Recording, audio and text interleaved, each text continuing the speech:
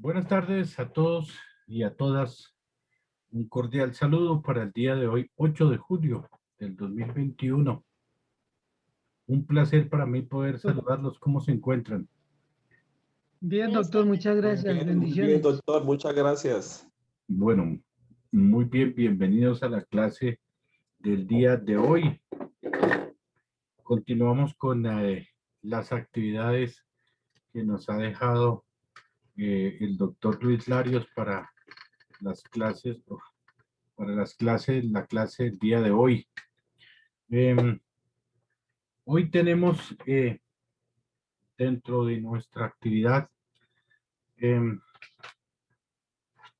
vamos a hablar de la solemnidad para el nacimiento de la persona jurídica, ¿cierto que sí? Sí, profe, vamos a iniciar con esa exposición. Buenas noches. ¿Cómo estás, Caterín? ¿Cómo están todos? Por Bien, favor. profe, su merced, ¿cómo está? Bien, aquí juicioso acabando de llegar de la universidad porque a mí me toca ir todos los días a la universidad, entonces eh, sale uno a las 5 de la tarde y sale a las carreras para venir a cumplir el compromiso con ustedes. Entonces, Profe, ¿pero usted está dictando clases o administrativo nomás en la universidad? a ver, en la universidad en este momento nos toca ir a nosotros todo lo que son la parte de los directores de los programas, los decanos, tenemos que ir a la universidad. Sí, algunos dictamos clase en el día. Yo tengo que dictar unas clases que en el consultorio jurídico conmigo. Ustedes más adelante van a hacer la práctica en el consultorio jurídico de la universidad como requisito de grado. Eh, una práctica que para todos los estudiantes de todas las universidades de las facultades de Derecho dura un año. Tienen que hacer la práctica de consultorio jurídico. Entonces, nos toca ir todos los días porque todos los días hay estudiantes haciendo práctica ya, atendiendo casos, conociendo procesos, colaborándole a la gente. Son 110 estudiantes que están haciendo práctica. Entonces, un día van unos, otro día van otros, así. Todos los días de la semana estamos trabajando.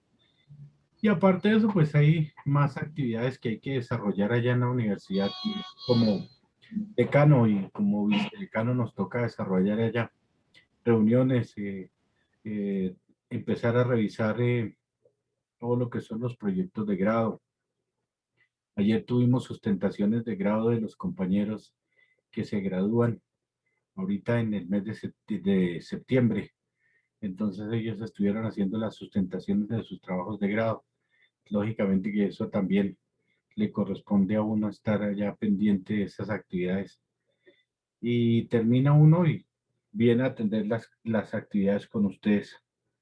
Pero bueno, aquí estamos hasta las 10 de la Mejor dicho, noche. trabajo es lo que tiene el profesor. Trabajo es lo que hay, sí. Entonces, sí, cualquier día que quieran ir allá a la universidad, mi oficina está en la sede 2, la sede o la casa de ladrillo que llaman, queda en la carrera séptima con calle 35, arriba de la séptima. Mi oficina queda en el cuarto piso, ahí queda la decanatura de la Facultad de Derecho. Si necesitan hablar con la decana o conmigo, soy el vicedecano, allá los puedo atender y allá les gasto el quinto. Muchas Consejo, gracias, ¿Ya profe. se puede ir Muy a la amable. universidad sin necesidad de cita? ¿Y a qué? ¿Se puede ir a la universidad ya sin necesidad de cita? Eh, para ir a hablar conmigo no necesitan cita, mi oficina es de puertas abiertas, yo no. Pero para los demás trámites administrativos, para ir a hablar en registro y control, para pagos, para notas, para todas esas cuestiones sí tienen que agendar una cita, pero conmigo no. Eso yo no me pongo con esas formalidades. Lo único es ir y allá yo los atiendo. ¿Listo? muchas gracias, doctor. Listo, Nuevamente doctor, muchas gracias. el ejercicio de registrar, registren por favor su asistencia en el chat, nombres y apellidos. Ayer me pusieron, ayer me pusieron en una vaina que quedé yo mirando a ver ¿quién era? Espera a ver si está todavía aquí en clase. Uno que me puso Galaxy, no sé qué más cosas, Galaxy, ese Galaxy SJ, algo así. Y mire, ¿quién es este man que no lo encuentro? Pero bueno, ya hoy no, ya veo que ya los que han llegado se identifican con nombres y apellidos. Entonces, escuchemos a los compañeros la solemnidad para el nacimiento de la persona jurídica. Orientemos más la actividad del día de hoy sobre los requisitos para crear la sociedad, ¿sí? Nosotros los encontramos esos en el artículo 110 del Código de Comercio. Y si de pronto los exponentes eh, tuvieron la curiosidad de buscar en la ley 1014, el artículo 22, en donde se establece que si se va a crear una sociedad, unos requisitos, ¿no? 10 trabajadores y si tienen más de 500 salarios mínimos. Bueno, eso es lo importante. El capital para constituir una sociedad y todos los trámites que hay que adelantar de los que habla el artículo 110. Y pues si nos pueden hablar de los documentos que hay que diligenciar para la inscripción y el registro ante la Cámara de Comercio. Hagamos adelantándomela a los compañeros que van a hacer su exposición, que van a traernos el trabajo del día de hoy. La persona jurídica, o qué es que es una persona jurídica. La norma nos dice que se llama persona jurídica a esa persona, a esa individuo fáctico, o sea, que no se puede tocar, que no se puede palpar. Por eso dice que es fáctico, pero que también tiene unos derechos como contraer obligaciones y que puede ser representada judicial y extrajudicialmente por la persona natural. Entonces, partamos de ese conocimiento de que la persona jurídica es una persona ficticia, es una persona fáctica, ficticia. No se puede tocar, no se puede palpar, no se puede percibir. Por ejemplo, nosotros no podemos decir, nosotros conocemos la sociedad que conforma, por ejemplo, Ecopetrol. Nosotros sabemos que Ecopetrol es una sociedad, ¿cierto? Una sociedad industrial, pero no la podemos palpar, no podemos tocar. Yo soy Milton Escobar y yo sí me puedo tocar, me puedo sentir, pero como la persona jurídica es algo ficticio, no podemos tocarlo, ¿cierto? Entonces,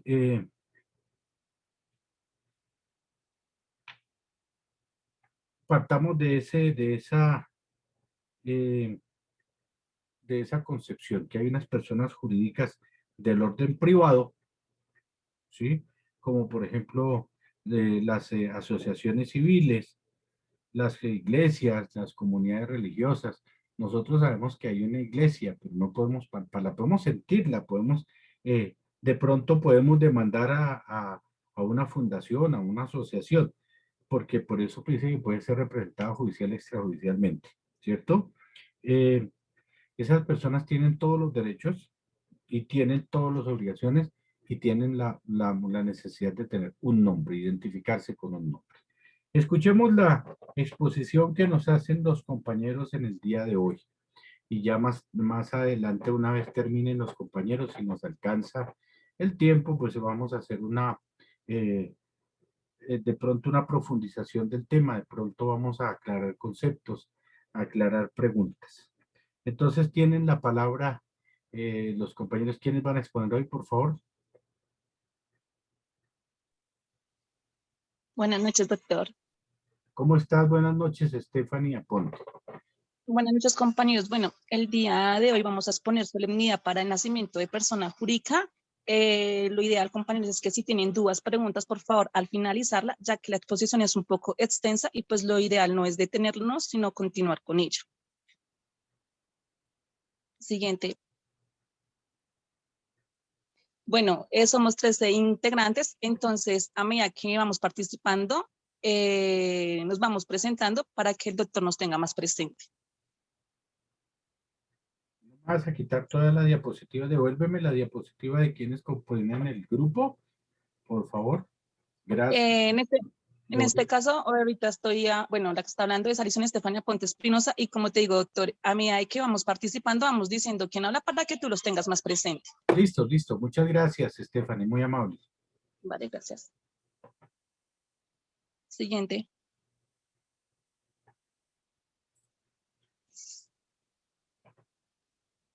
Karen, creo que te saltaste una diapositiva. ¿Mm?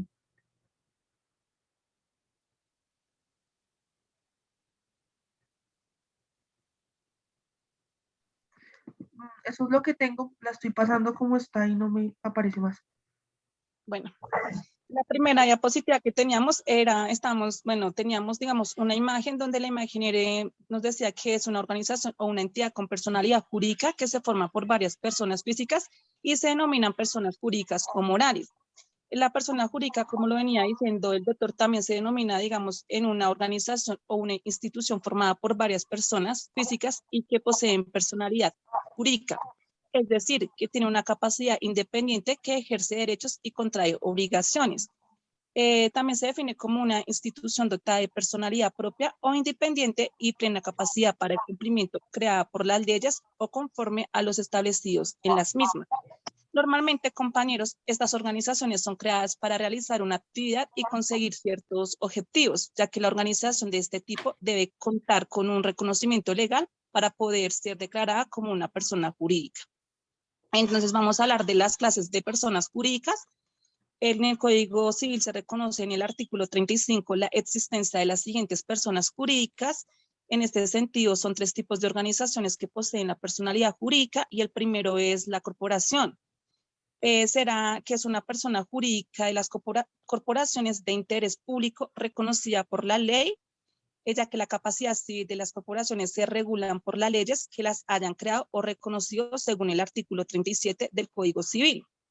También tenemos, digamos, la segunda organización, que es las asociaciones, que tanto el interés público como el interés particular, esta asociación podrá ser civiles, mercantiles o industriales, a la capacidad civil que se regula, digamos, por los estatus, siempre y cuando la ley lo conceda.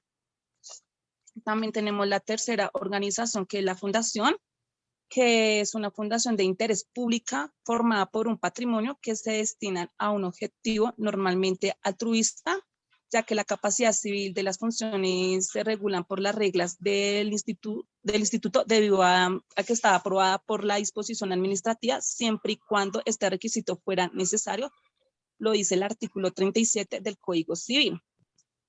También vamos para los atributos de la persona jurídica. Las personas jurídicas poseen una serie de atributos propios y diferenciados a los de la persona física que componen estas organizaciones.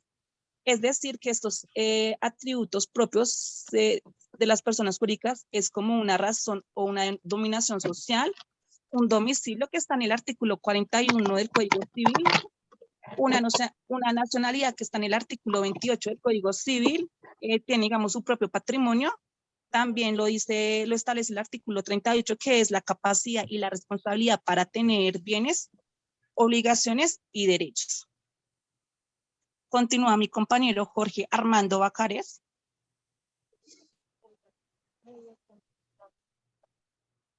Bueno, buenas noches, compañeros, profesor. Yo les voy a hablar un poco sobre lo que son los requisitos para la constitución de una sociedad, que está dentro del artículo 110 del Código de Comercio.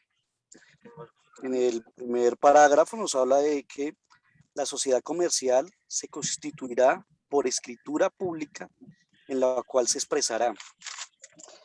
¿Esto qué nos quiere decir este parágrafo?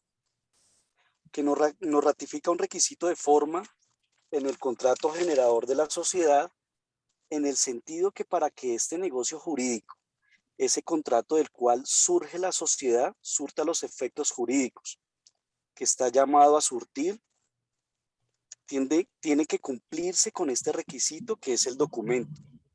es decir, que se constituya por medio de escritura pública. ¿Qué sucede si la sociedad no se constituye por escritura pública?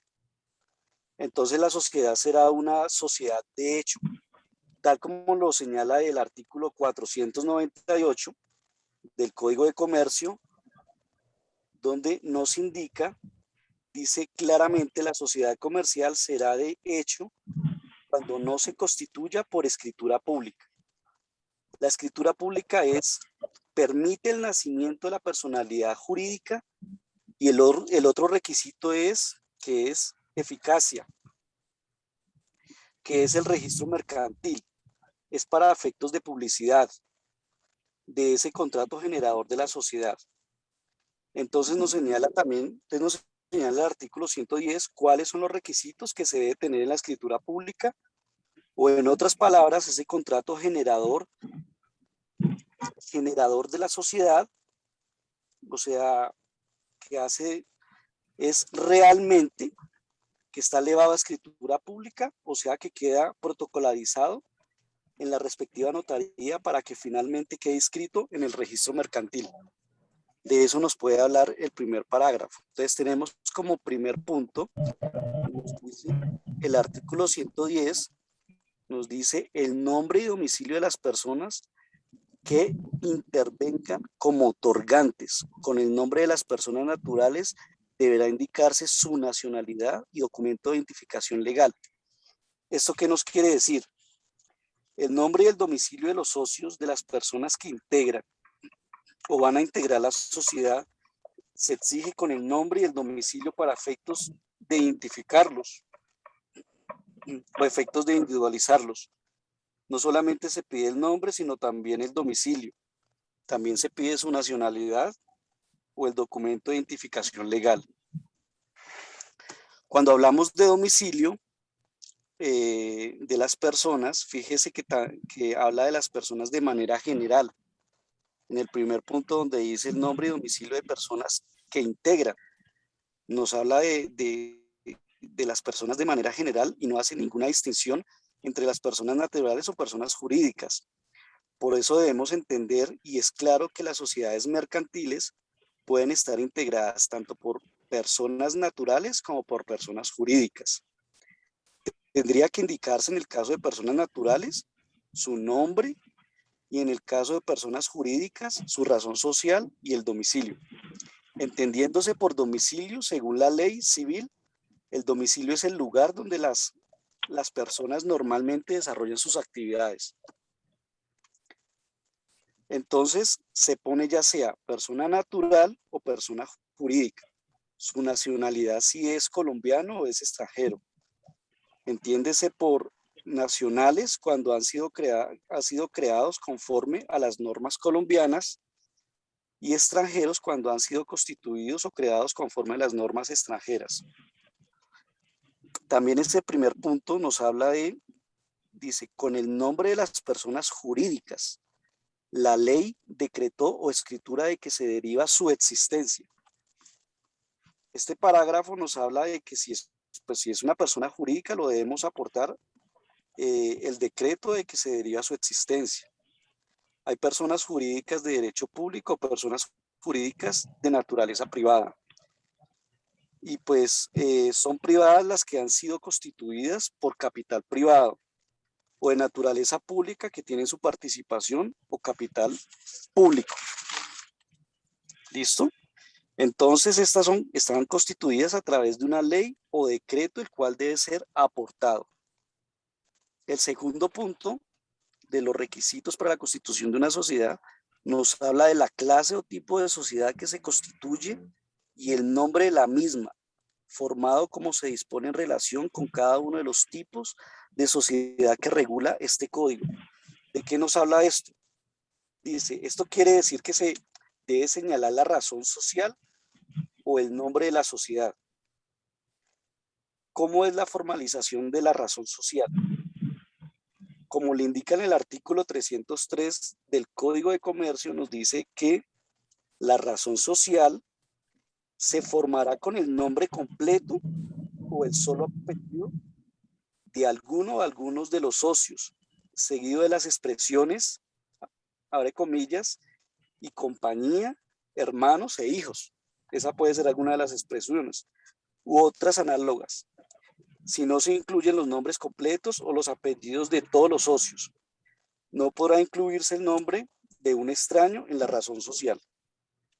Eso nos habla el artículo 303 del Código de Comercio. Seguimos con el tercer punto, que es el domicilio de la sociedad y el de las distintas sucursales que se establezcan en el mismo acto de la Constitución. ¿De qué nos habla este parágrafo? Dice que se debe establecer cuál va a ser el domicilio pues, de la sociedad, si va a tener sucursales. Tiene sucursales, tendrá un domicilio principal más el domicilio de la sucursal. Esto es importante porque cuando sabemos cuál va a ser el domicilio de la sociedad, también sabemos ante cuál Cámara de Comercio tenemos que hacer el registro o la inscripción del registro mercantil. Un ejemplo, el domicilio de la sociedad, no sé, de la ciudad de Cartagena. Tenemos que registrar o inscribir el registro mercantil de la Cámara de Comercio de esa ciudad de Cartagena.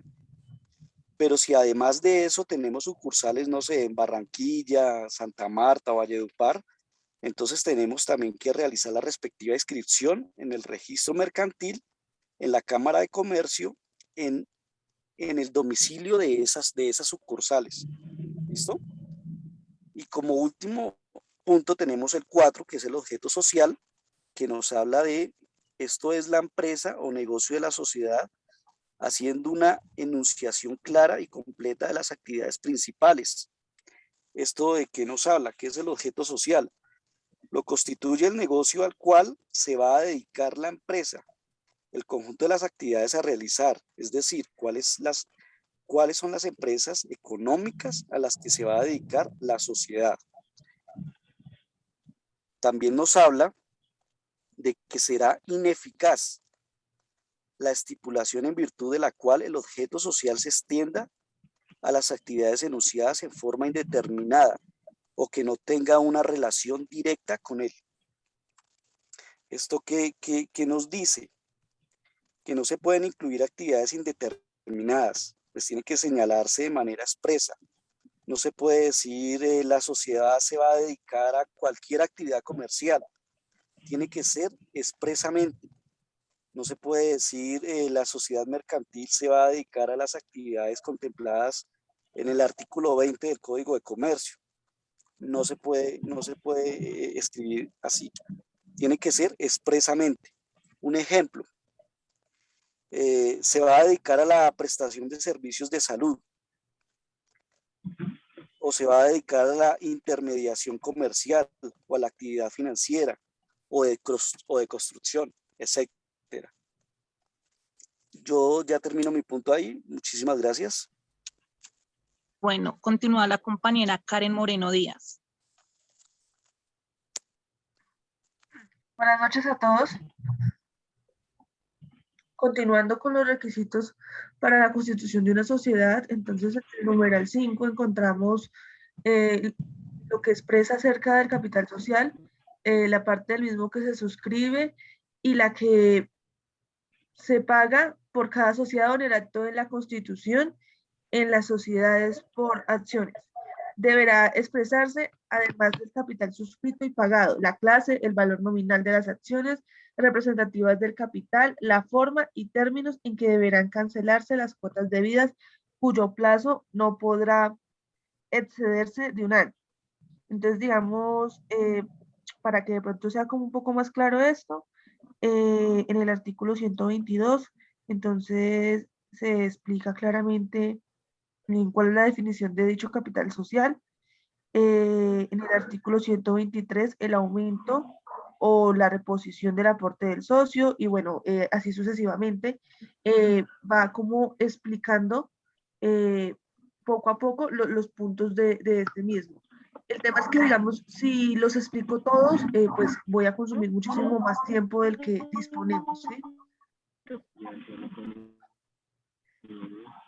En el numeral 6 encontramos que expresa que la forma de administrar los negocios sociales con indicación de las atribuciones y facultades de los administradores y de los que se reserven los asociados, las asambleas y las juntas de los socios conforme a la regulación legal de cada tipo de sociedad.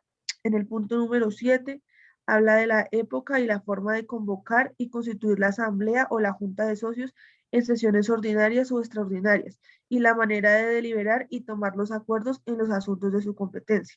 En el punto número 8, encontramos las fechas en que deben hacerse inventarios y balances generales y la forma en que han de distribuirse los beneficios o utilidades de cada ejercicio social con indicación de las reservas que deban hacerse.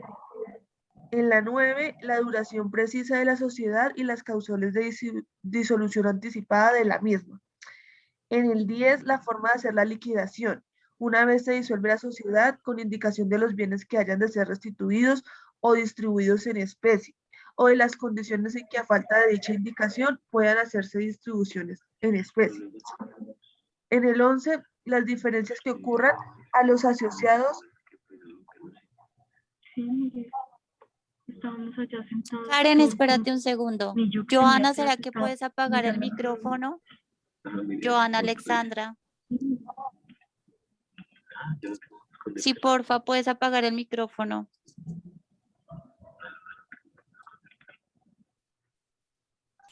Joana Bernal. Pero entonces te aburro, no te contestar conmigo. Joana, ¿nos puedes ayudar con el micrófono? Todo el tiempo estás así, cogías, mirabas tu celular, como si el Facebook era importante, o yo no sé qué era lo que mirabas, o con quién mirabas, no sé. Por favor, la compañera Joana. ¿No la puedes sacar o apagar el Joana, micrófono? O silenciarla. Ya les desactivé el audio de Joana. Sigue, Continúa, Karen. Ok. Sí, Karen, sí, la compañera Joana está mirando el Facebook. Eso parece.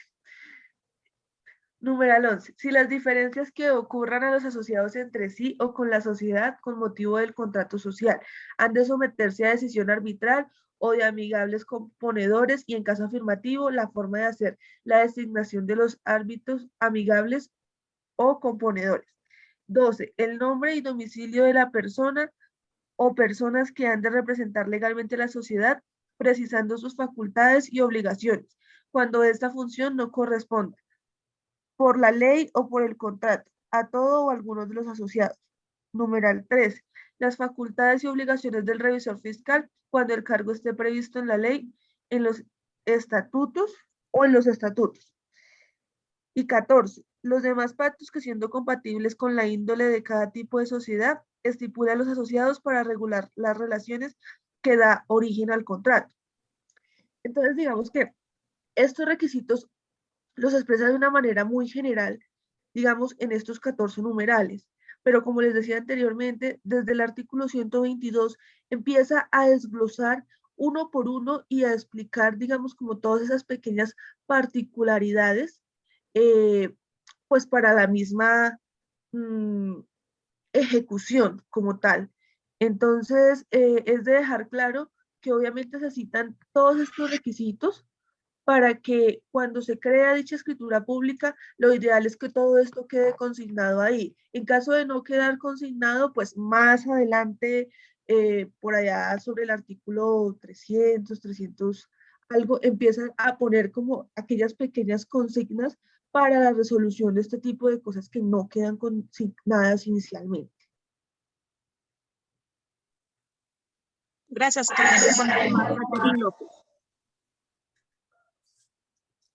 Bueno, buenas noches para todos. Yo les voy a hablar de los documentos que se necesitan para registrarse ante la Cámara de Comercio. No sé si recuerden que el profesor Larrios nos habló del artículo 19, donde hablaba de 6 requisitos.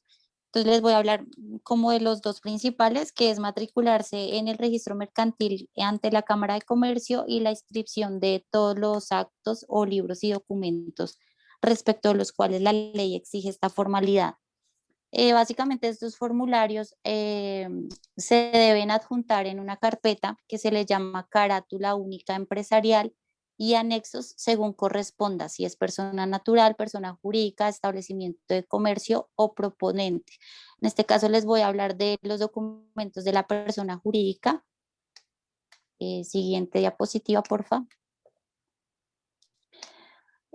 Aquí vemos que hay un documento que es el registro único tributario, que es el de la DIAN. Ahorita con el tema de la virtualidad lo pueden diligenciar directamente por la página de la DIAN. Les voy a enviar el enlace por el chat de la clase por si alguno me quiere ir siguiendo. Les voy a explicar así como rapidito cómo se va a diligenciar, por si alguno le interesa o lo tiene ahí por si en algún momento lo llega a necesitar. Este documento antes tocaba ir a una oficina para solicitarlo, pero pues ahorita es muy práctico y lo pueden ir diligenciando en la página. Y adicional, les va diciendo como los pasos para hacer el diligenciamiento. Si quieres, pásalo, por favor. Entonces aquí vemos que en el enlace que les envié aparecen como estas ventanitas. En la primera aparece la página principal de la DIAN. En el paso 3 dice cómo agendar cita virtual. Le dan clic ahí, aparece otra ventanilla donde ahí le dan registrarse, le dan clic ahí. Siguiente, por favor. Ahí aparecen dos cuadritos, le dan en persona jurídica. Luego otra vez en cámara de persona jurídica, en la siguiente ventanita le pican ahí donde dice cámara de comercio. Siguiente, por favor. Ahí les va a aparecer un cuadrito como con un código. Ponen ahí el código, le dan continuar y ahí ya les aparece el formulario. En cada casillita hay como un ítem de ayuda para que los oriente en el tema de diligenciar el formato. Igual acá se los envío también por el chat, por si lo quieren abrir.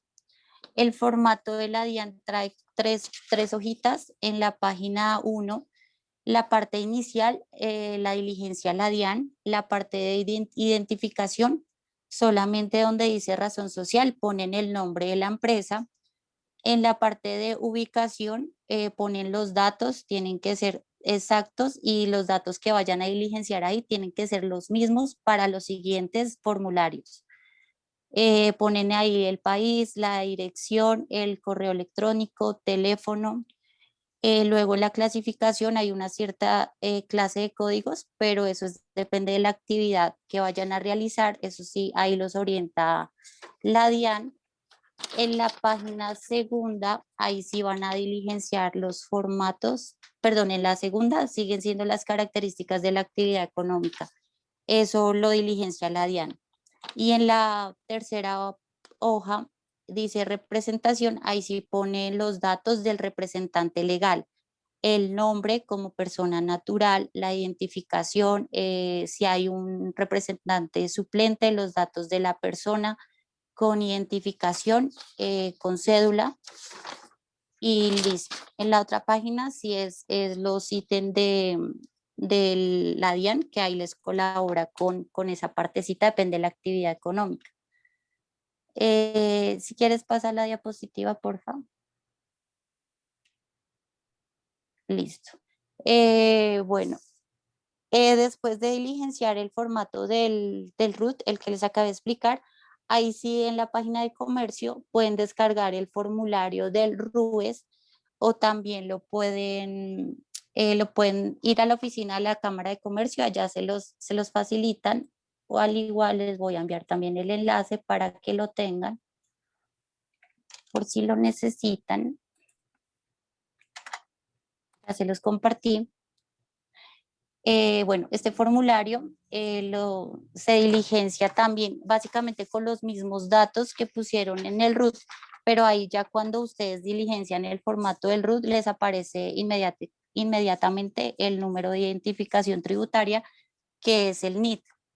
Entonces con ese NIT ahí sí podemos diligenciar el formulario de registro único empresarial, que es el RUES.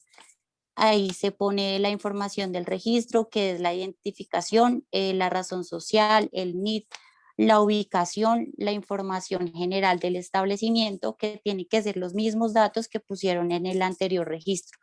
La dirección exacta, el correo electrónico, la actividad económica. La última hojita, la referencia de entidades de crédito, eso sí, la Cámara de Comercio se los ayuda a diligenciar.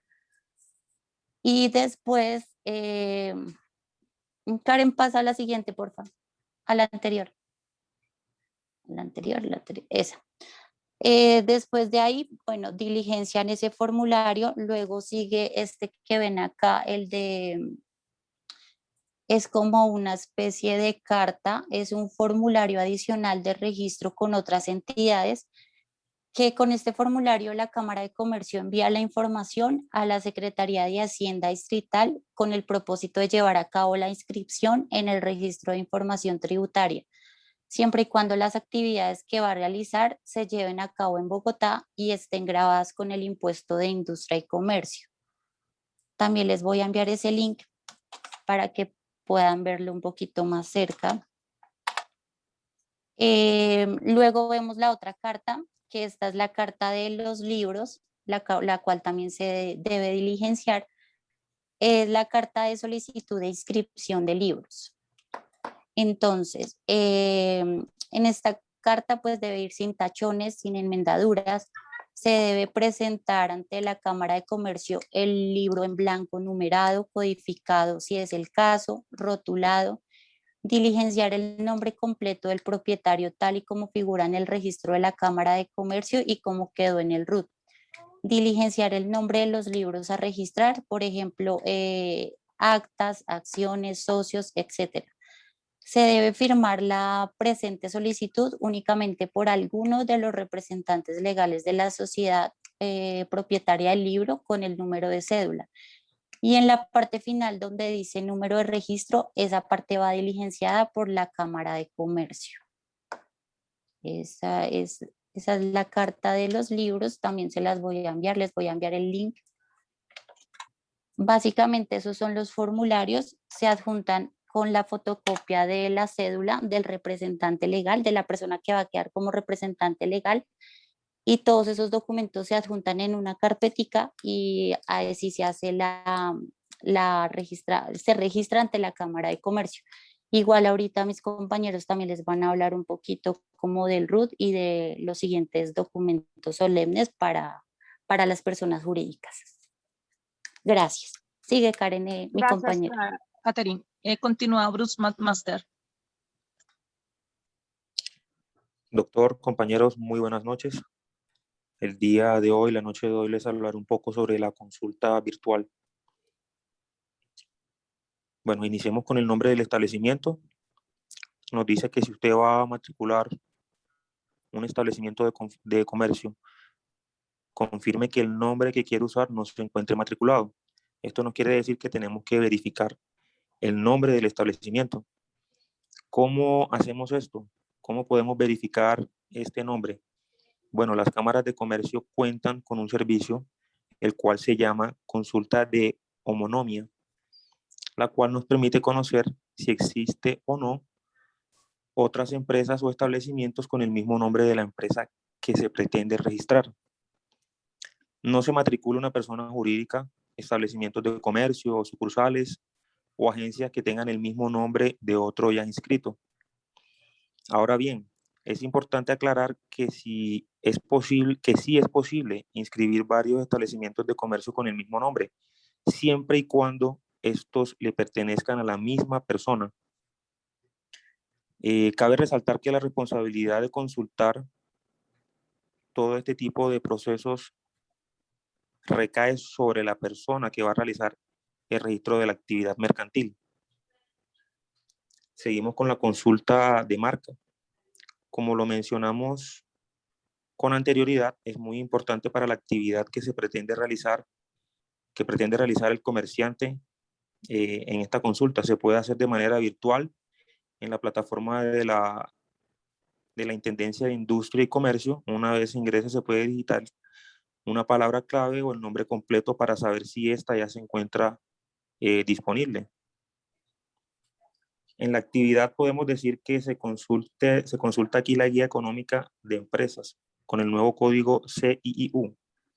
Dice que la actividad económica CIIU, esta nos permite identificar la actividad de la empresa bajo un código de número que existe a nivel internacional, el cual sirve para diferenciar una actividad de otra.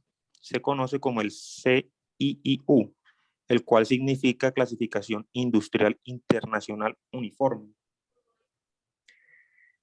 Podemos decir también del CIIU con el propósito de clasificar las actividades económicas de las empresas de una manera más precisa. Las cámaras de comercio a partir del año 2000 se rigen por la Clasificación Industrial Internacional Uniforme. Seguimos con el uso del suelo. Se puede definir como usar el espacio privado para un uso comercial. El concepto de uso de suelo es directamente escrito por medio del cual el curador urbano o la Secretaría Industrial de Planeación informa sobre el uso permitido en un predio o edificación teniente en cuanto a las normas urbanísticas. Inicialmente el interesado debe definir la o las actividades que va a desarrollar en su establecimiento de comercio. Ejemplo, tenemos como ejemplos restaurantes, papelerías, bares.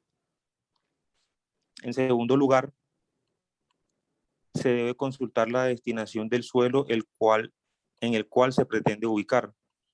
¿Cómo lo podemos consultar? En la sala virtual de la Cámara de Comercio, de las cuales requiera. Se puede acercar a la curaduría urbana más cercana, dirigirse a la Secretaría Distrital de Planeación también, o a las oficinas de normas urbanísticas de los CADES. Los CADES son los Centros de Atención Distrital Especializados. En la consulta de tipo de sociedad, en esta guía encuentra información precisa, podemos encontrar información precisa sobre las principales formas jurídicas previstas en nuestra legislación para el ejercicio de cualquier actividad económica, así como las características más relevantes de cada una de ellas. Podemos decir que se debe escoger qué tipo de empresa se va a inscribir. Una vez se haya identificado, se deberá escoger o definir el número de personas involucradas con las siguientes especificaciones: personas naturales, personas jurídicas y establecimientos de comercio. Sabemos que las personas naturales o comerciantes son aquellas que ejercen esta actividad de manera habitual y que adquieren dentro de su actividad económica.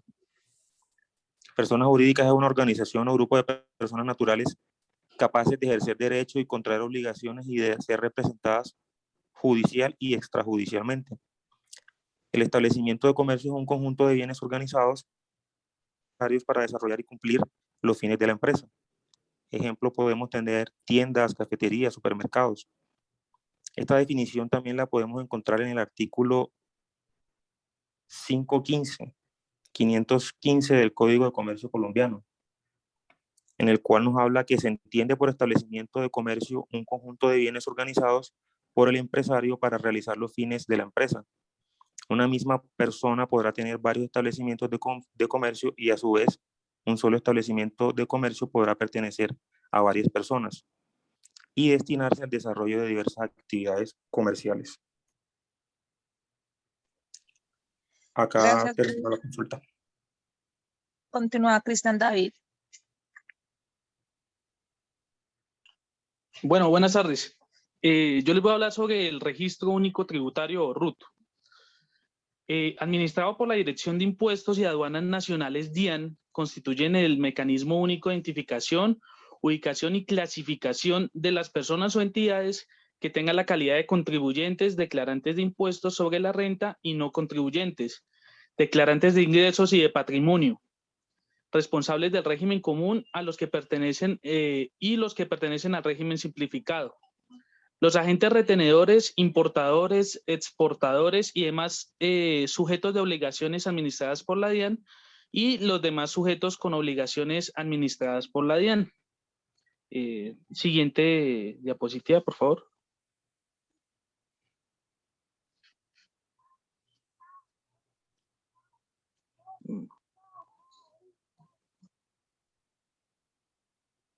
La otra diapositiva, por favor.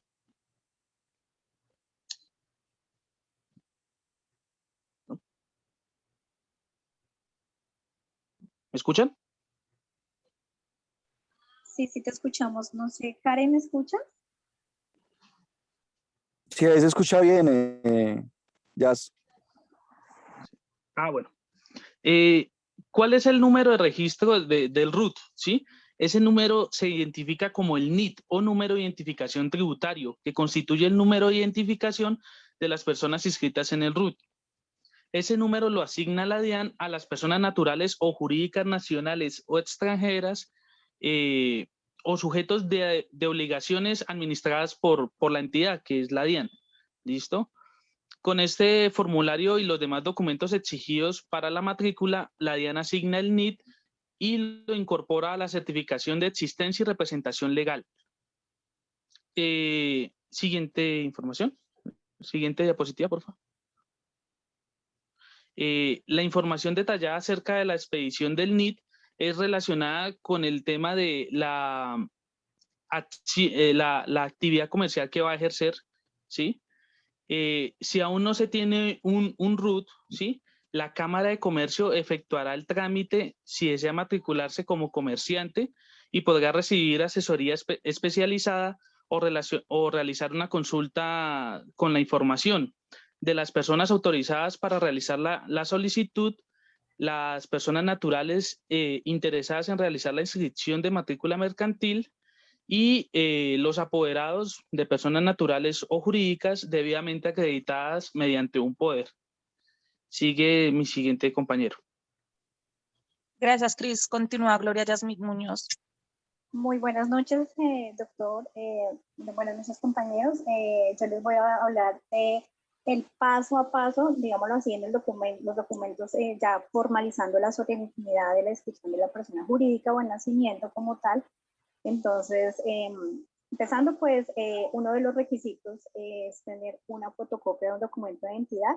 Aquí nos dice que la cédula debe ser original, ¿verdad? Nos está hablando que no se tramita o no se apertura la solemnidad de la persona jurídica con una contraseña. Cuando el trámite se realiza mediante un poder a la persona que se le hace el registro, en este caso muchas empresas usan el servicio pues del abogado como tal de su empresa para poder hacer todo este trámite mediante un poder debidamente autorizado.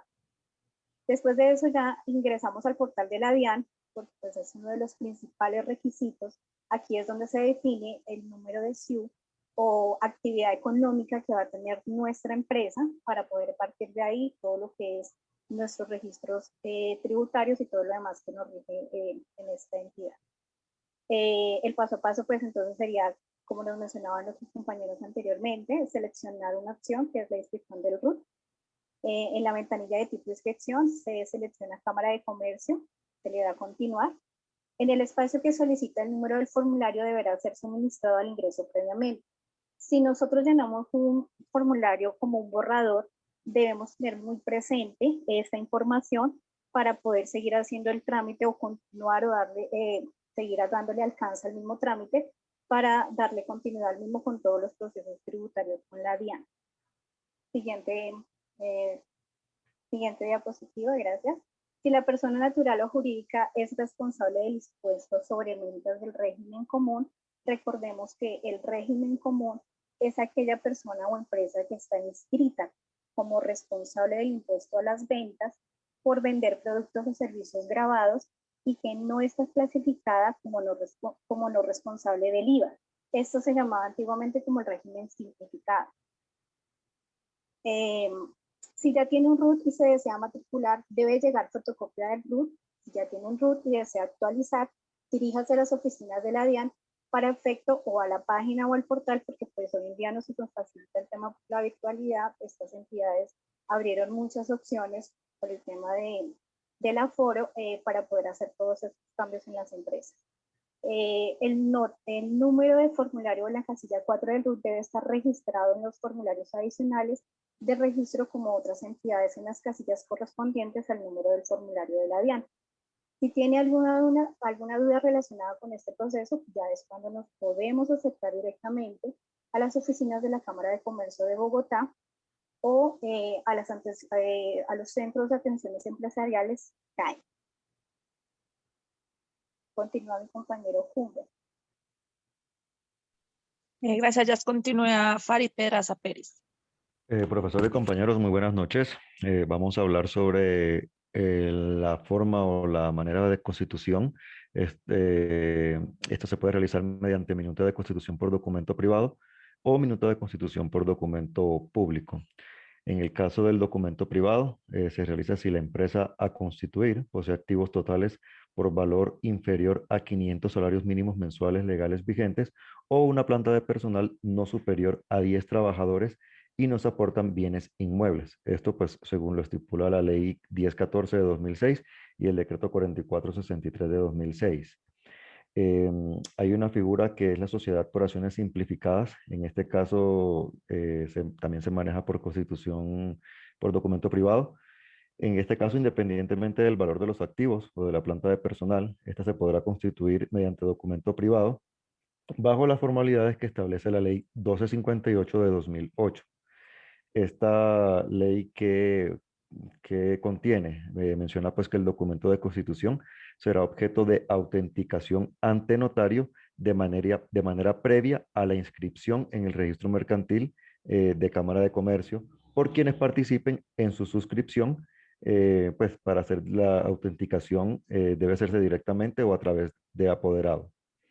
Hay otra figura que también se maneja por documento privado, que son las empresas unipersonales. Estas pueden constituirse de igual manera por documento privado, indistintamente de pues, los activos que contengan o que se registren, y también independientemente de su planta de personal. Esto según lo menciona el artículo 72 de la ley 222 del 95. Hay que tener en cuenta que en el documento privado debe realizarse mediante presentación personal de todos los socios o accionistas ante notaría o en cualquiera de las sedes de la Cámara de Comercio al momento de hacer la presentación del registro. Siguiente diapositiva, por favor. La otra forma o la otra figura es la escritura pública. En esta se puede realizar pues en cualquier notaría, sin importar el valor de los activos o el número de trabajadores. Y esto pues según lo establece el artículo 110 del Código de Comercio. También cuando se aporten bienes inmuebles, el documento de constitución deberá ser por escritura pública. El impuesto de registro deberá ser cancelado en oficina de instrumentos públicos y presentar la copia del recibo o certificado de libertad que acredite la inscripción previa de la escritura pública en la oficina al momento de presentar toda la documentación.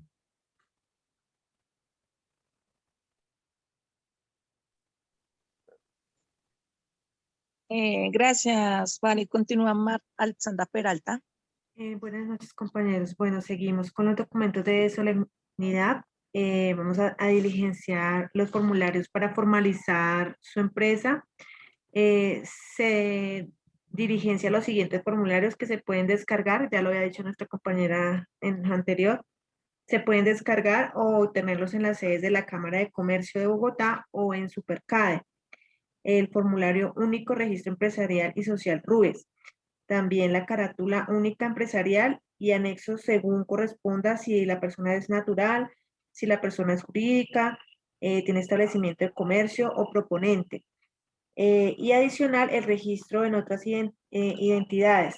La Cámara de Comercio de Bogotá envía la información a la Secretaría Distrital de Hacienda con el propósito de llevar a cabo la inscripción en el registro de información tributaria RIT, que es el mecanismo de identificación, ubicación y clasificación de los contribuyentes del impuesto de industria y comercio, avisos y tableros. Sí, compañeros.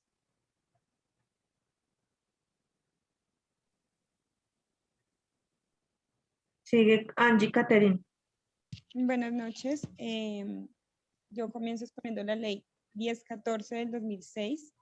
En su artículo 2, el objeto de la ley, la presente ley tiene por objeto promover el espíritu emprendedor de todos los estamentos educativos del país, en el cual se propenda y trabaje conjuntamente sobre los principios y valores que establece la Constitución y los establecimientos en la presente ley. B. Disponer de un conjunto de principios normativos que sienten las bases para una política de Estado y un marco jurídico e institucional que promuevan el emprendimiento y la creación de empresas.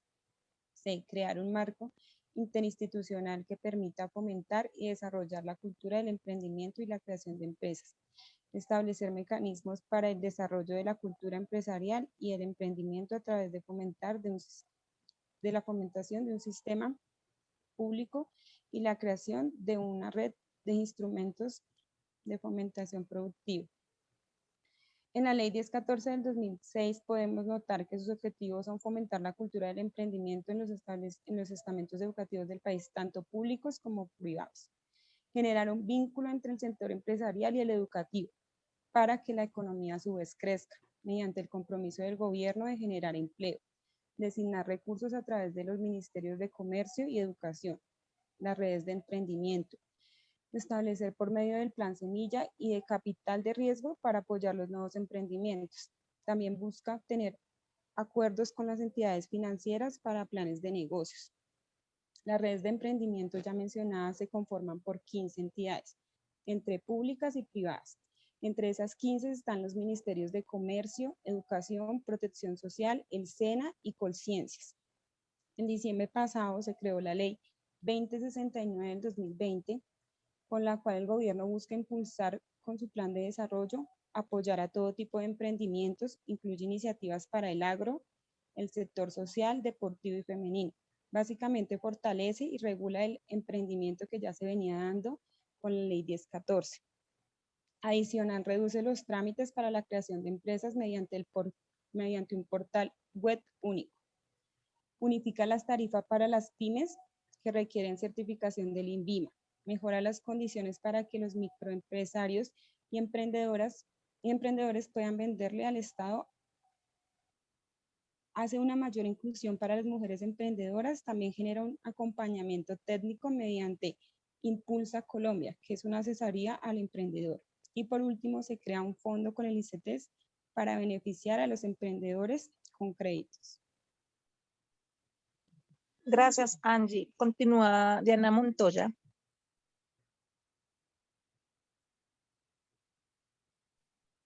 Buenas noches, compañeros. Como hemos escuchado, la finalidad de la Ley 1014 del 2006 es impulsar entre los estudiantes el interés y voluntad de ser preparados para progresar dentro de las competencias empresariales. Les explico 3 características particulares que tiene como objeto la Ley 1014 del 2006. Seguimos en el ítem E. En este ítem se especifica que instaurando un enlace del sistema educativo que lo conforman la educación inicial, la educación preescolar, la educación básica, la educación media y la superior, con el sistema productivo nacional que comprende en la transformación productiva de empresas para ayudar a producir más, con mejor calidad y mayor valor.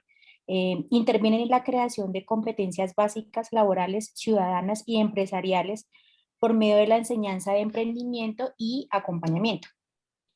En el ítem F se refiere a la producción, trabajo y realización de nuevas empresas, promoviendo mediante el entorno institucional mejores condiciones.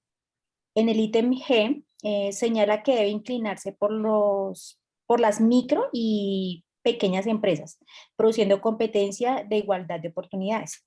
Esto de acuerdo a la base productiva y la capacidad emprendedora. Esto ocasionaría trabajo de calidad. Continúa mi compañero Camilo Rey.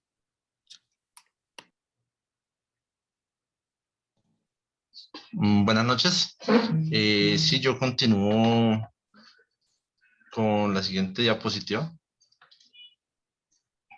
Yo les voy a hablar sobre los últimos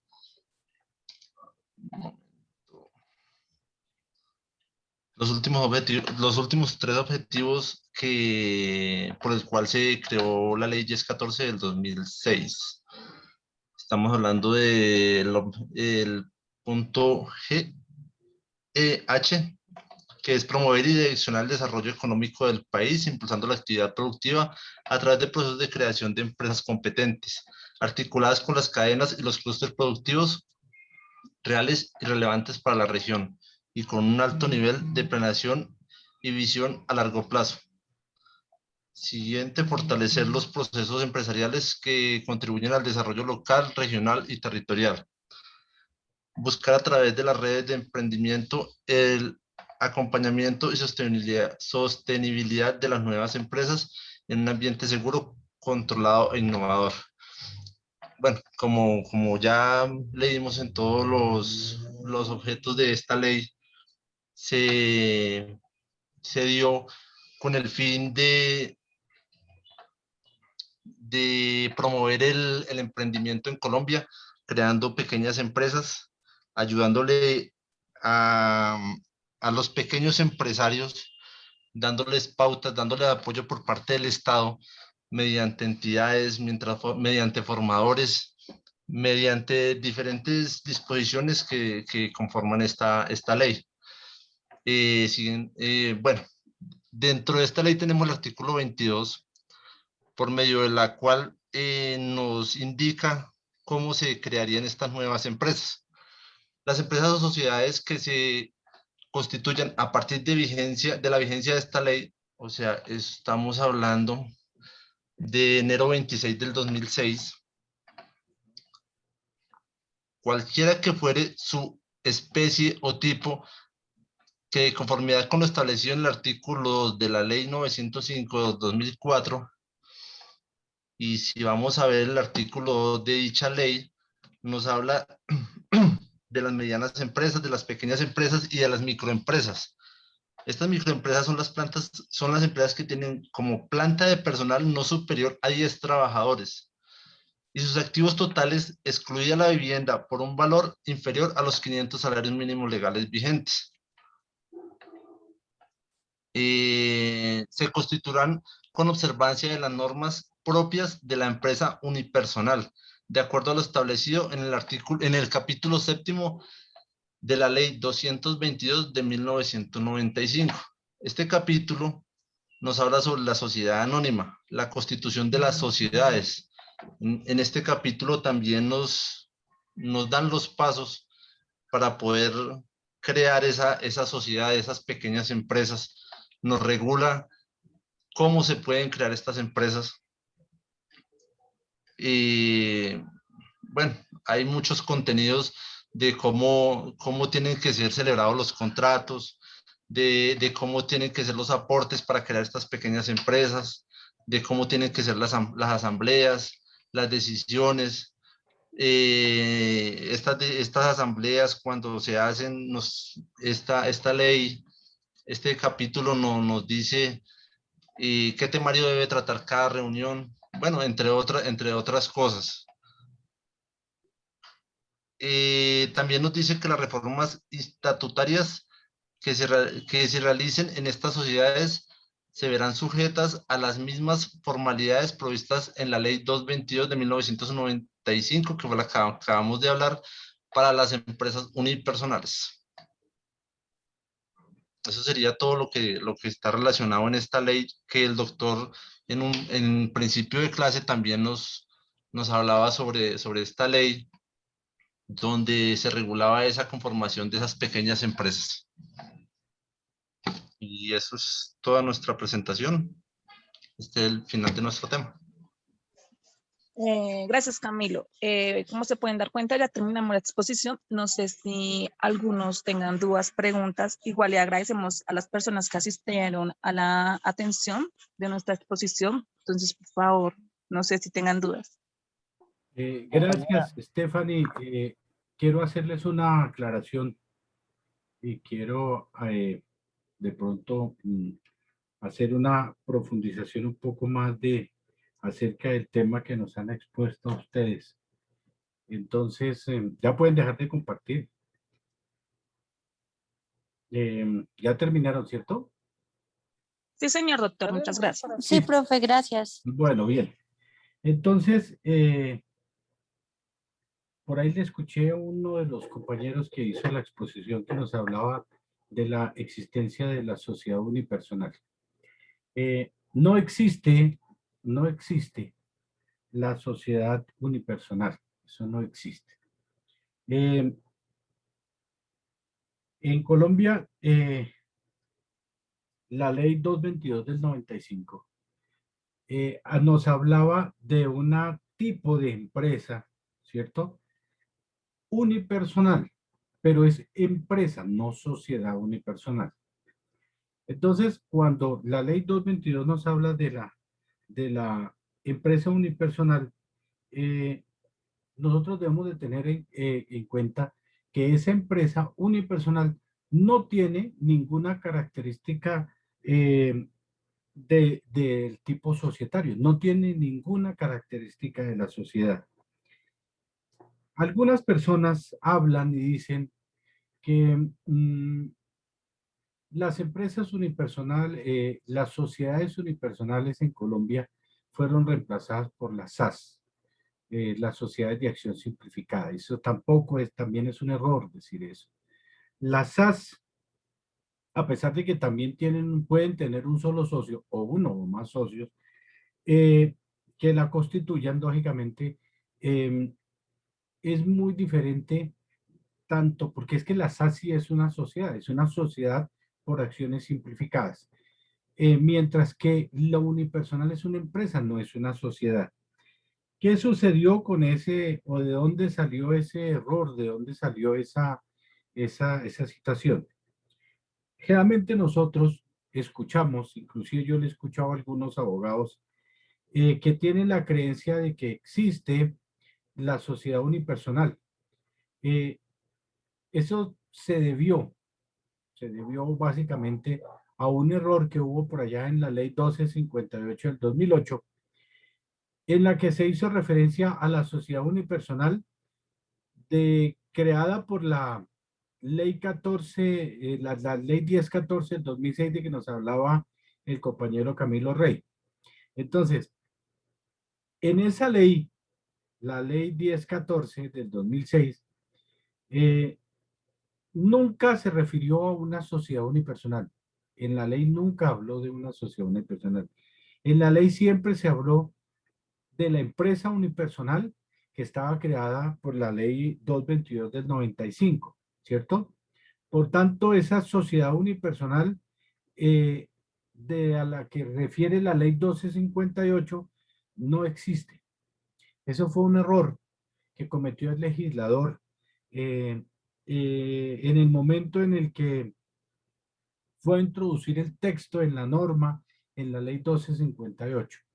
El que hizo la norma cometió el error de decir que era sociedad unipersonal. Eso no existe, ni ha existido en Colombia. Nunca ha existido la sociedad unipersonal. Existe, en Colombia existe actualmente la empresa unipersonal, ¿sí? Empresa unipersonal, no sociedad unipersonal.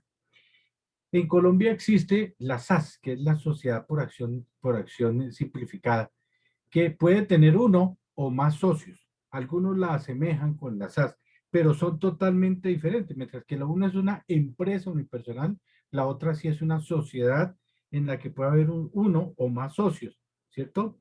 Y son figuras que son totalmente diferentes. Mientras que una es una empresa, la otra es una sociedad. La una es una empresa unipersonal y la otra es una sociedad por acción simplificada. Lo único que dicen ahí es que la sociedad por acción simplificada puede tener un solo miembro, ¿sí? O puede tener 2 o 3 o 5. ¿Qué diferencia tiene la SAS, por ejemplo, con la sociedad anónima o con la limitada?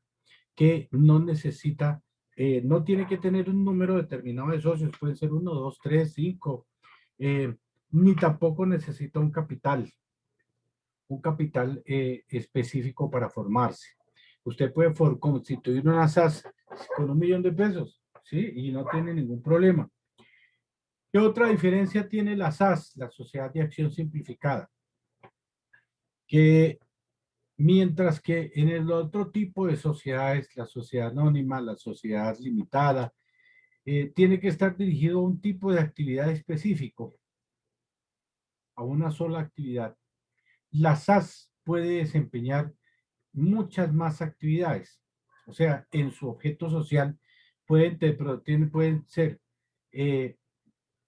venta de, no sé, ropa, pero también pueden vender carros, también pueden vender inmuebles, también pueden ejercer cualquier tipo de actividad porque es que esa limitación no existe dentro de la sociedad de acción simplificada. Entonces yo puedo decir una SAS, yo puedo decir voy a constituir una sociedad con los estudiantes de Universitaria de Colombia y nos vamos a dedicar a la defensa jurídica. Pero también vamos a vender camisetas, vamos a vender empanadas, vamos a dictar capacitaciones y charlas, pero también vamos a vender inmuebles, que son actividades totalmente diferentes una de otra, pero pueden estar dentro de la creación de la sociedad al momento en que se registre en Cámara de Comercio y se eleve a escritura pública. Ustedes, los que acaban de exponer, ¿tenían algún tipo de actividad para con los compañeros, preguntas, algún juego, alguna actividad que vayan a desarrollar?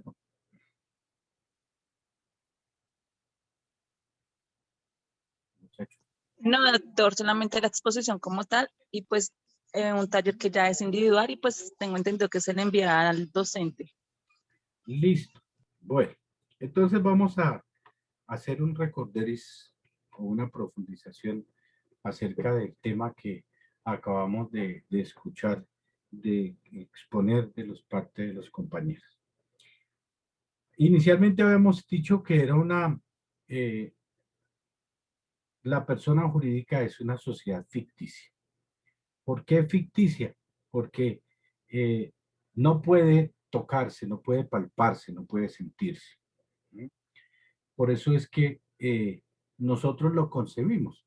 Nosotros pasamos, por ejemplo, por el almacén Éxito y sabemos que el Éxito es una sociedad, pero no podemos palpar el almacén Éxito. O sea, como tal, la persona jurídica del almacén Éxito, no podemos entrar a las instalaciones, podemos dar vueltas y mirar y comprar, pero no podemos tocar a esa persona, no la podemos sentir, porque es ficticio. Fue creado por unas personas que de algún momento decidieron crear ese tipo de sociedad y llamarlo así.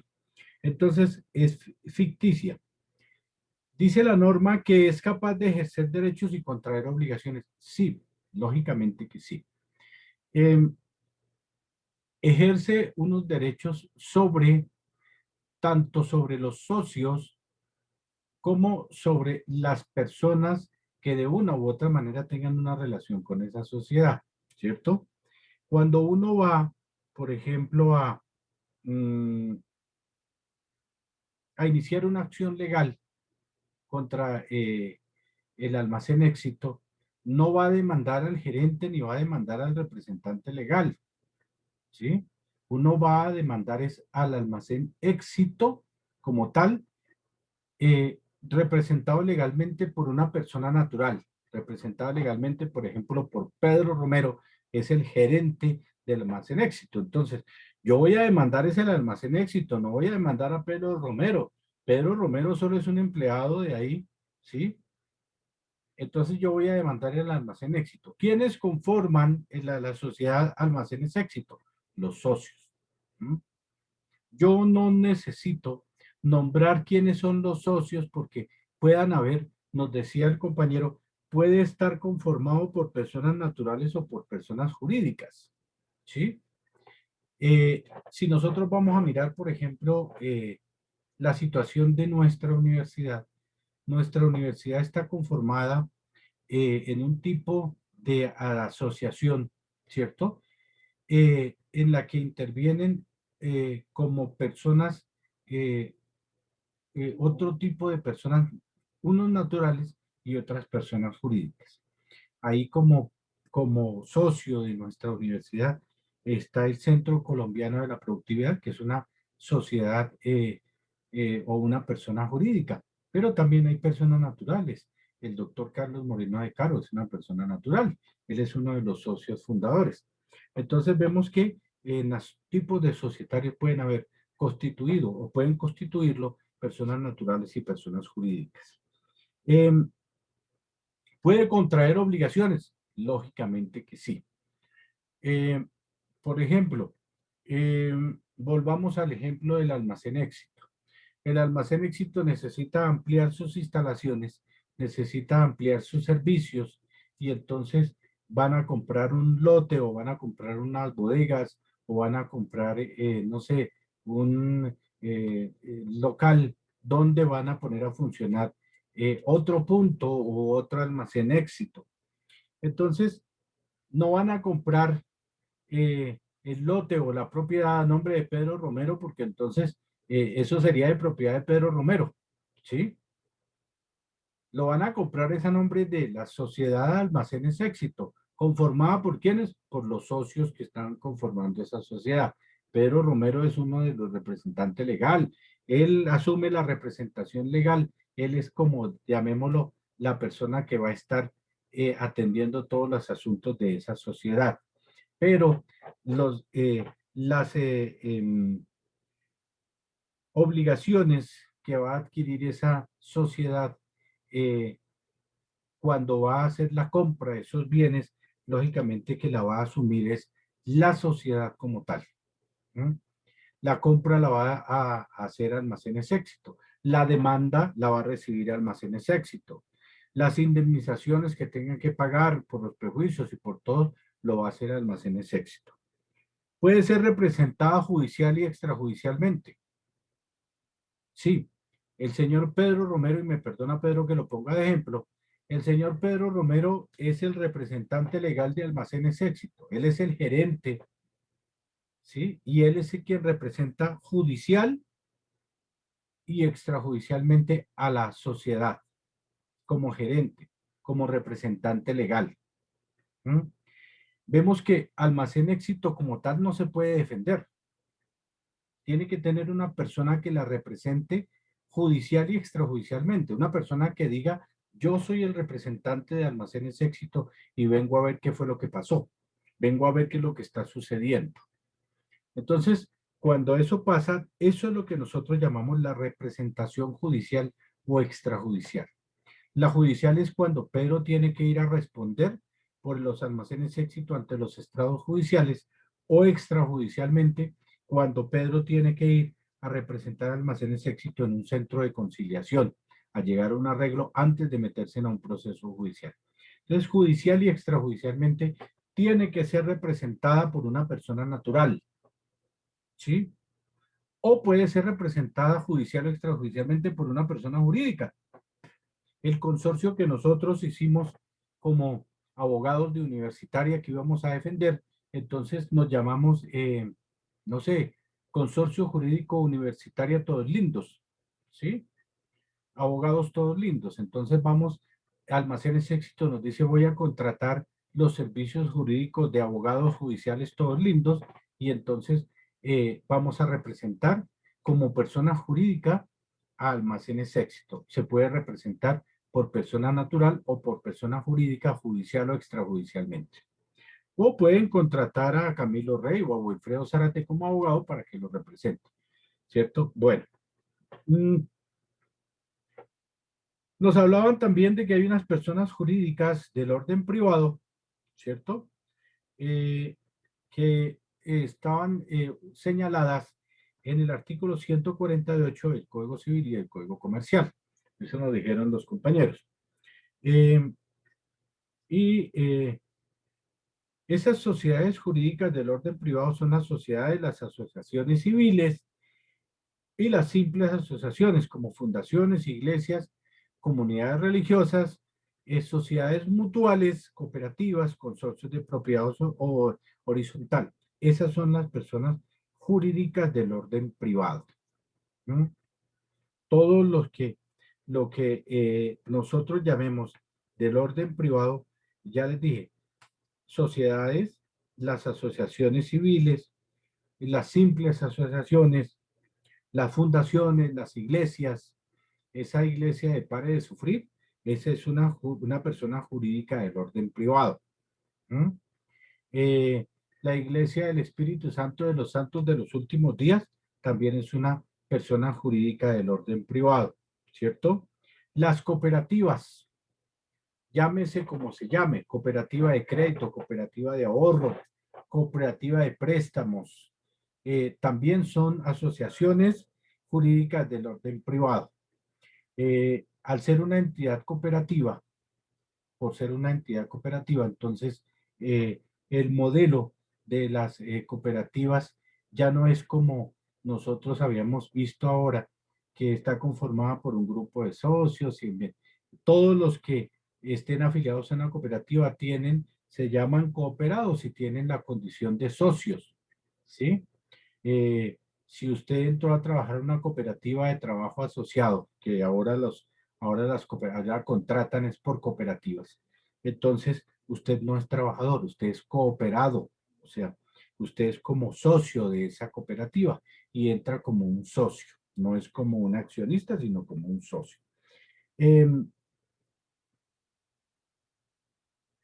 La persona jurídica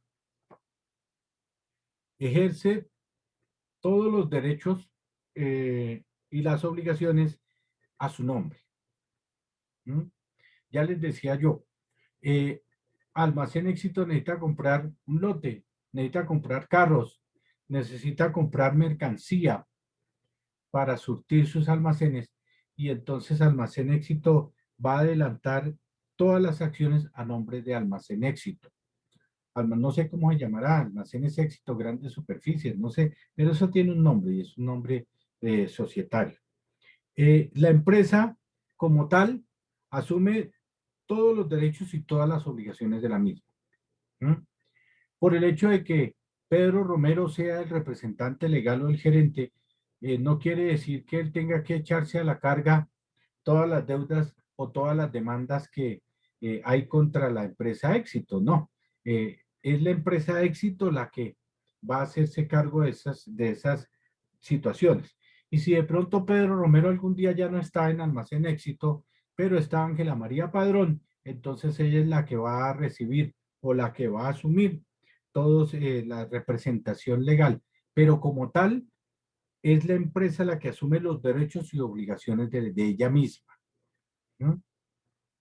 Por eso yo les decía, cuando nosotros como abogados en algún momento vamos a demandar, por ejemplo, mire, es que yo trabajé en una empresa que se llamaba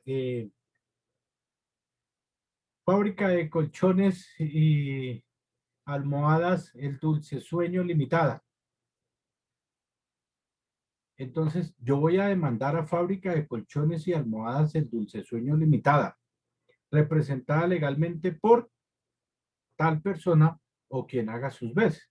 Porque si yo demando esa empresa y resulta que cuando yo la demandé o cuando todo ocurrió, Stephanie estaba como gerente, pero ya no está Stephanie, ahora está Catherine, entonces por eso yo voy a decir, la demando a esa empresa que la representa legalmente, Catherine Stephanie Aponte, pero puede estar Catherine López o cualquier otra persona en el momento en el que se surta la notificación de la demanda. Entonces,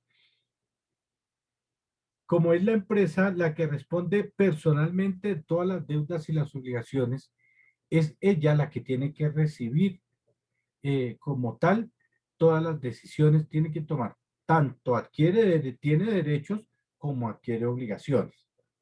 No es la persona natural, no es Catherine, ni es Stephanie Aponte, ni es Pedro Romero, porque ellos solo son representantes. Pero la empresa como tal es la que tiene que asumir tanto los derechos como las obligaciones de ella misma. Eso es igual, trayéndolo a la vida personal de uno. Yo asumo las obligaciones y las responsabilidades de un hijo que yo tenga por allá botado en otro lado. Yo no voy a poner a que al otro pague por mi responsabilidad cuando yo soy el que tengo que asumir esa responsabilidad de ese hijo. Entonces, yo voy a asumir la responsabilidad, pero también voy a tener la representación propia mía. Eso mismo pasa con las sociedades. Entonces, las personas jurídicas, ya habíamos dicho que son entidades ficticias que se crean para ejercer una actividad. Hay unas empresas de personas jurídicas del orden internacional, como por ejemplo la Hewlett Packard, Microsoft, Samsung, Huawei, ¿cierto?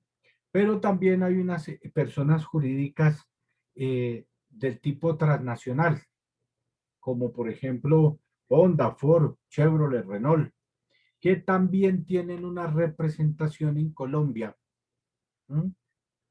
Que tienen que tener quien la represente en Colombia, pero que van a tener una casa matriz en otro lado, o sea, una casa principal. Aquí únicamente van a tener una satélite, ¿sí? O una sucursal, pero van a tener una casa matriz en otro lado. Entonces, esas son empresas internacionales o sociedades transnacionales que también tienen la misma, los mismos derechos de contraer obligaciones, ¿cierto?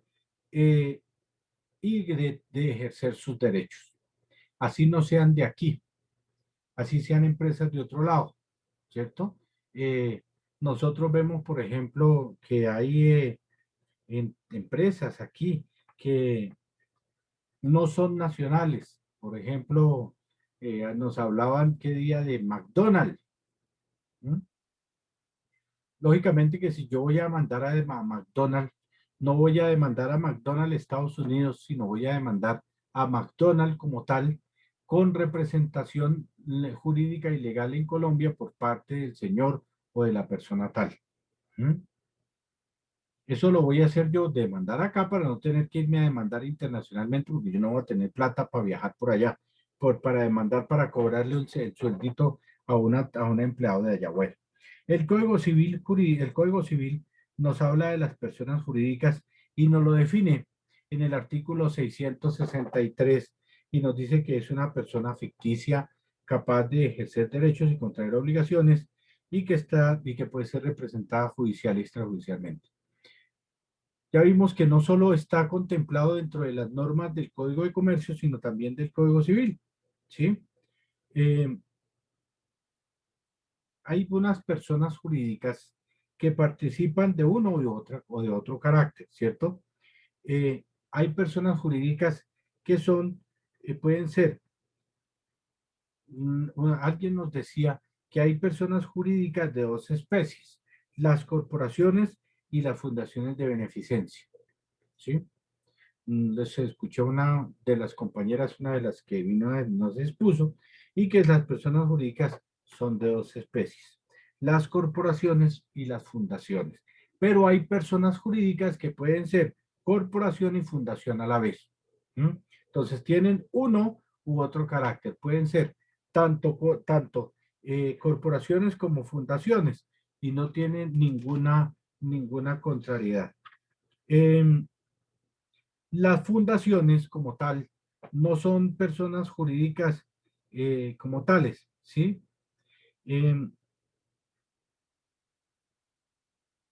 Mientras que eso nos lo habla el artículo 634 del Código Civil, en el que nos dice que las fundaciones no son personas jurídicas, ¿sí?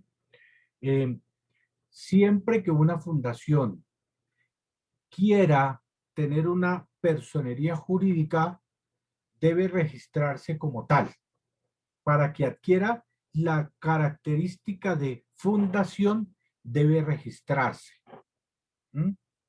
ante la Cámara de Comercio. Mientras no se registre, esa fundación no es una persona jurídica. Hay muchas fundaciones que de la noche a la mañana aparecen en los barrios. Llegan, adquieren un local y ya, llegaron y fundación, ayuda de las madres comunitarias o de las madres cabezas de familia. Y entonces empiezan a pedir, las fundaciones no tienen ánimo de lucro, ¿sí? De ganancia, nada, eso no, ellos no buscan ganancia. Entonces establecen una fundación con el ánimo de recibir ayudas, de recibir unos beneficios que les van a dar a esas fundaciones. Entonces, la ley nos dice, el artículo 634, nos dice que para que sea reconocida como una fundación y al ser reconocida como fundación, para que adquiera la personería jurídica, tiene que registrarse tal como lo dice la ley, ¿cierto? El artículo 635 del Código nos habla por allá de las sociedades industriales. Esas sociedades industriales, como tal sociedades, nosotros no las vimos, no las analizamos, porque es que ese es un tipo de sociedad totalmente diferente. La sociedad industrial es la que toma o la que ejerce una actividad de transformación de bienes, transforma los bienes, mientras que la sociedad anónima o la sociedad limitada va a ejercer una actividad comercial. Las sociedades industriales tienen la actividad de transformación de bienes. Por ejemplo, Ecopetrol. Si nosotros miramos Ecopetrol y nosotros buscamos Ecopetrol, nosotros lo vamos a encontrar como Ecopetrol y no vamos a encontrar Ecopetrol Sociedad Anónima o Ecopetrol Limitada o Ecopetrol Sociedad en Comandita, no. Lo vamos a encontrar como Ecopetrol, como una sociedad industrial, porque es que ellos tienen como función la transformación de bienes y ellos tienen una legislación totalmente diferente a la que nosotros acabamos de ver. Entonces, siempre que nosotros nos hablen de una sociedad industrial, vamos a ver que el objeto de ellos es la transformación de bienes, ¿sí? Y que tienen una legislación o una forma totalmente diferente a lo que nosotros hablamos. El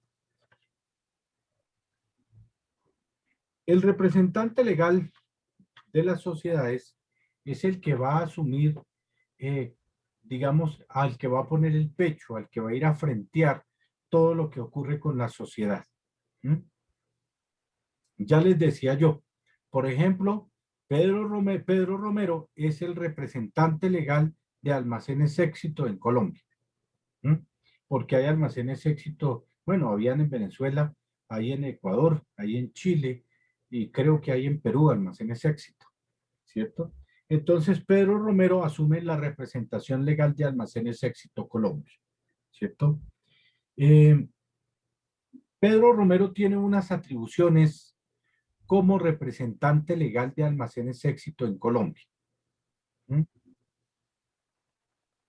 Cuando a él lo nombran como representante legal de Almacenes Éxito en Colombia, le van a dar unas funciones y le van a dar unas atribuciones, pero también lo van a limitar a él para que no haga algunas cosas que no le están permitidas por los socios de la sociedad Almacenes Éxito. Por ejemplo, Pedro Romero no puede vender las acciones de Almacenes Éxito, ¿cierto? Porque no tiene dentro de sus atribuciones eso.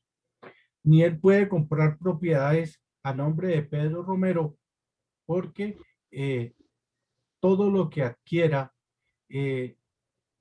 la sociedad Almacenes Éxito tiene que ser aprobado por la Junta de Socios y tiene que ser comprado a nombre de Almacenes Éxito, no de Pedro Romero. Wilfredo, ¿me vas a preguntar algo? Sí, doctor. ¿Juntas de acción comunal están dentro de las clases de personas jurídicas o aplica allí la personalidad jurídica? La Junta de Acción Comunal. Sí, Viejo, señor. lo que pasa es que las juntas de acción comunal como tal no son o no tienen ningún tipo son una reunión de unas personas. ¿Cómo? Sí, es una organización de carácter privado. Exacto, es una organización de carácter privado. Pero nosotros no vamos a encontrar, por ejemplo,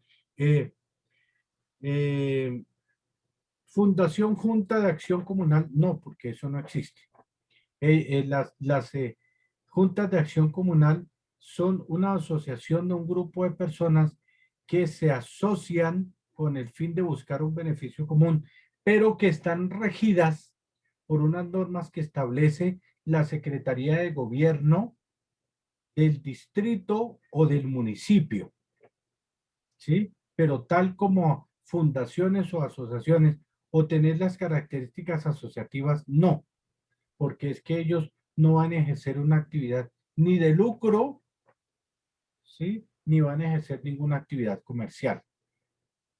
Entonces, por eso ellos tienen una normatividad que establece la Secretaría de Gobierno de cada municipio o de cada distrito, ¿sí? Ok, doctor, no, yo le preguntaba porque como también se requiere personería jurídica para que... Lógicamente, ellos requieren personería jurídica y a ellos quienes pide la personería jurídica, la Secretaría de Gobierno de Bogotá, ¿sí? Para que puedan, para reconocerla, porque es que estas juntas de acción comunal les dan personería jurídica porque precisamente ellos van a recibir un presupuesto y van a ejecutar unos dineros públicos, ¿sí? Entonces, como tal, tienen que darles personería jurídica. Si no tuvieran personería jurídica, entonces les dan la plata y cada una la gasta en empanadas y se van, ¿cierto? Pero al darles personería jurídica, les están reconociendo que tendrán unos derechos, ¿cierto? Y ellos no van a adquirir obligaciones. Tienen unos derechos, pero ellos no adquieren obligaciones como tal. En ese caso va a ser la Secretaría de Gobierno la que va a asumir los problemas que surjan de la Junta de Acción Comunal. ¿Sí? Gracias, doctor. Arbey, me vas a preguntar algo. Sí, doctor, buenas noches. Yo, Arbey. ¿Cómo está? Bien, doctor, no, era como quería hacer una pequeña aclaración acerca de la exposición que Yo, la compañía. Sí, quería hacer una pequeña aclaración acerca de la exposición y otra corrección. Que una compañerita nos hablaba de la persona jurídica y ella hacía referencia al artículo 35 del Código Civil, el cual no nos habla de la persona jurídica. Y nos hacía referencia al artículo 37, que tampoco nos habla de la persona jurídica. Usted ahorita hacía mención en el artículo 673 del Código Civil, que tampoco hace referencia a la persona jurídica. Entonces, el artículo, y buscándolo aquí, es el 633, que ese sí nos hace referencia a la persona jurídica del Código Civil. Se quería como aclarar para que no nos quede esa duda. Listo, gracias. 633, 634, 635, 636, 37, 38, hasta allá hasta el 39. Inclusive mentiras, hasta el 44, 45, nos van a hablar de la persona jurídica como tal, ¿cierto? Así es, doctor. Listo, gracias. Sí, de nada, doctor, con gusto. Wilson, ¿qué nos iba a decir? Doctor, buenas noches. Es que no me queda muy claro la cuestión del representante legal en una demanda contractual. Si el representante legal, en este caso siendo Almacenes Éxito, el representante legal sale de ahí para otra empresa y tiene una demanda contractual, bien sea por un cliente o algo, esa persona, ese proceso contractual, ¿lo sigue cargando ese representante legal, ese gerente o cómo es el procedimiento ahí? A ver, gracias, Wilson. A ver, el representante legal es el que asume la representación jurídica de la sociedad, ¿cierto? Yo les ponía el ejemplo ahorita del compañero Pablo Romero y les decía, Pablo Romero es el gerente representante legal de Almacenes Éxito para Colombia. Pero resulta que Pedro Romero, cuando hubo la junta de socios de Almacenes Éxito, dijeron, ya no queremos a Pedro Romero, saquemos a Pedro Romero, ya liquidemos a Pedro Romero y nombremos a Camilo Rey como gerente de Almacenes Éxito Colombia. Entonces Camilo Rey se posiciona como representante legal, gerente y representante legal de Almacenes Éxito Colombia. Entonces la demanda que estaba cursando contra Almacenes Éxito no se la va a llevar Pedro Moreno a espaldas de él, porque era que la demanda no era contra él, la demanda era contra Almacenes Éxito. Llegó Camilo Rey y se sentó en el puesto de gerente, de representante legal, y él tiene que asumir la representación de Almacenes Éxito frente a esa demanda. Resulta que Camilo Rey de pronto le salió una oportunidad mejor de trabajo o lo nombraron en el gobierno y él dice, no, yo no quiero estar más, y nombran a Leonardo Terreros y Leonardo Terreros asume la representación legal. Entonces, el representante legal puede ser Leonardo, Camilo, Pedro, Wilfredo, cualquiera puede ser, pero la demanda en sí está contra Almacenes Éxito y es contra Almacenes Éxito el que tiene que responder. No Pedro, ni Leonardo, ni Camilo, ni Wilfredo, no. Ellos únicamente fueron los representantes legales en ese momento y si se fueron ya no tienen nada que ver. La demanda va a seguir contra Almacenes Éxito. Por eso es que dice, por eso es que dice que asume, dentro de todo dice que es contrae las obligaciones. ¿Cuál es la obligación? De asumir esa demanda que hay contra Almacenes Éxito. ¿Sí? Pero como Almacenes Éxito no es una persona como tal, no es una persona palpable, entonces tiene que tener una persona natural que lo represente.